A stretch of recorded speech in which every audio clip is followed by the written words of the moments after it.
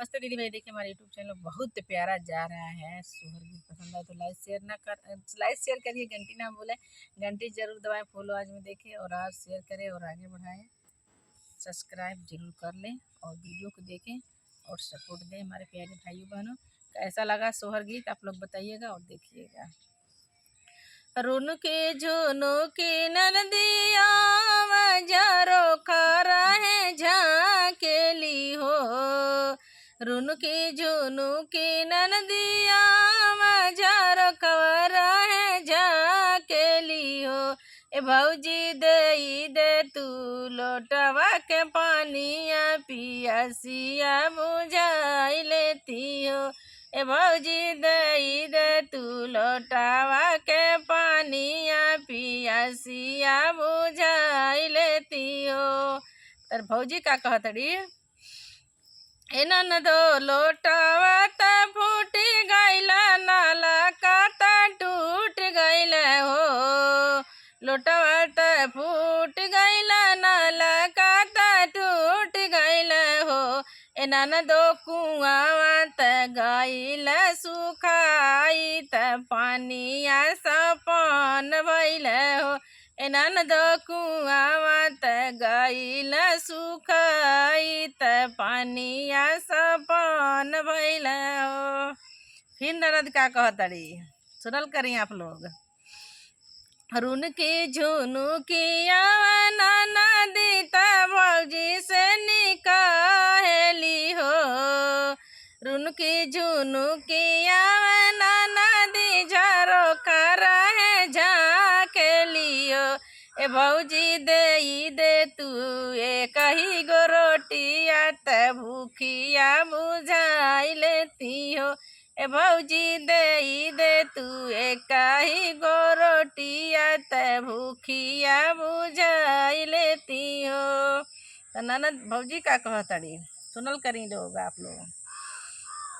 ए ननदो रोट बेला ना त टूट गइली, चौकी त फूट गइली हो। ए ननदो बेला ना त टूट गइली, चौकी त फूट गइली हो। ए ननदो गोहुआ में परी गइल गुनावा, त रोटिया सपन भइली हो। ए ननदो गोहुआ में परी गइल गुनावा, त रोटिया सपन भइल हो। ननदी का कहतड़ी, सुनल करी आप लोग। रुनकी झुनुकिया ननदी झारो खरा है ताकेली हो। रुनकी झुनुकिया ननदी झारो खरा है झाकेली हो। ए भौजी दे तू सिसिया के तेलावा, त मांगिया संवार लेती हो। ए भौजी दे तू सिसिया के तेलावा, त मांगिया संवार लेती हो।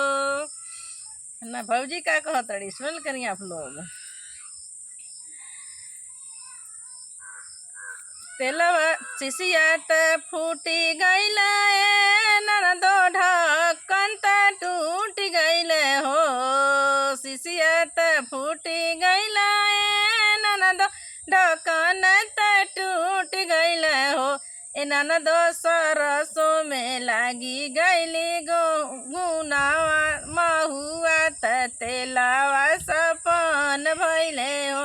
ए ननदो सरसों में लागी गइल महुआ, त तेलावा सपन भइले हो। कहतड़ी ननद, फिर से सुनल करी लोग।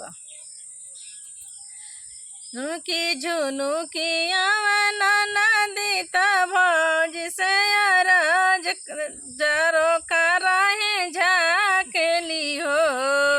रुनकी झुनुकिया ननदी झारो खरा है झाकेली हो। ए भौजी हमारे बीरन के बोलाई, द बीरनवा भेटवा कई लेती हो। ए भौजी हमारे बीरनवैया के बोलाई, द त भेटवा हम कई लेती हो। तब का कहतड़ी, आई झुनकी झुनुकी आवे नदी जरो कर है झाकेली हो। झुनकी झुनुकी आवे नदी जरो कर है झाकेली हो। ए नदी भैया त बन परदेसवा त गाड़ी नहीं धइल सा भेटवा कैसे करबू न हो। ए ननदो भैया त बन परदेसवा त गाड़ी नहीं धइल त भेटवा कैसे कइले बुहो। रुनकी झुनुकी बोला